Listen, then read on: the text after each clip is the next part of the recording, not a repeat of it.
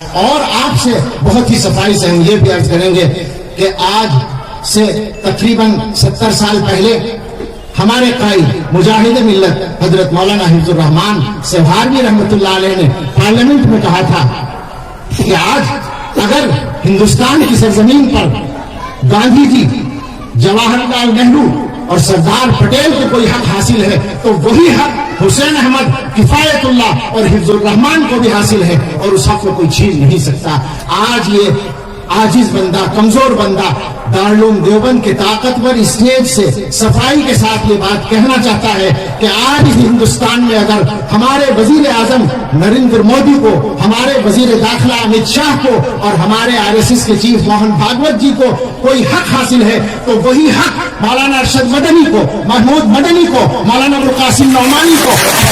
مدرسی کو، مولانا راشد حسنی کو، ولی رحمانی کو، یہاں تک کہ اس بندے آج کے ذریعے سلمان گجروڑی کو بھی حاصل ہے، اور ہندوستان میں کشمیر سے لے کر کنیا کماری تک ہر گاؤں کا رہنے والے ہر عبداللہ اور عبد الرحمان کو حاصل ہے، اور ان کو اس کو کوئی چھین نہیں سکتا۔ اللہ اس ملک کی حفاظت کرتا ہے۔